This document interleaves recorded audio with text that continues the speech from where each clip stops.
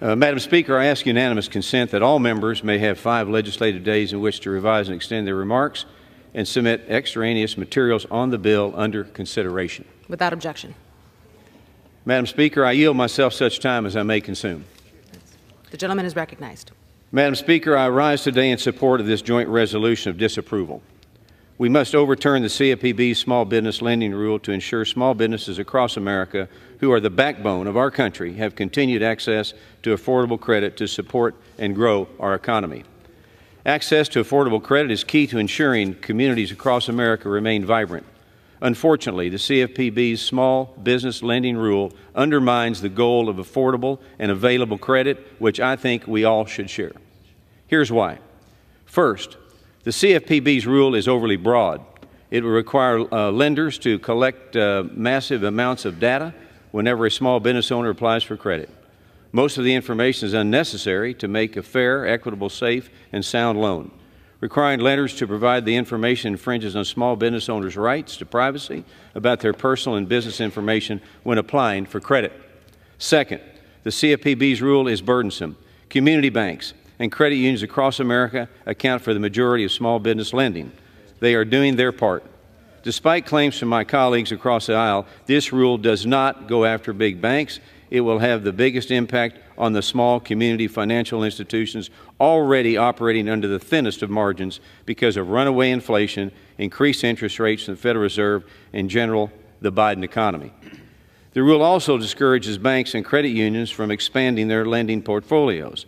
They might simply decide that the droves of new compliance officers they would have to hire to comply with this onerous rule would simply not be worth it, and Main Street is hammered again.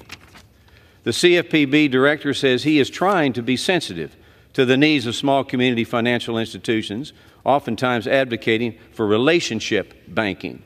However, in the rule, the CFPB sets the transaction threshold at an incredibly low 100 loans in the preceding 2 calendar years.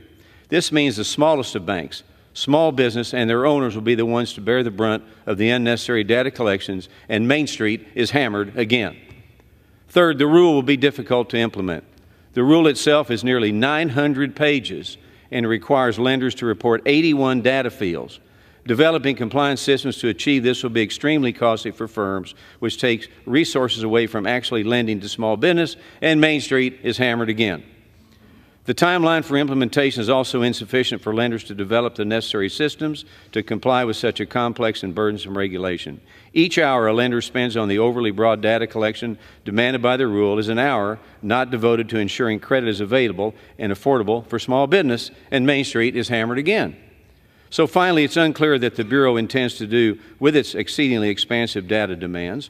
What we do know is the CFPB plans to publicly post the data on the CFPB's website.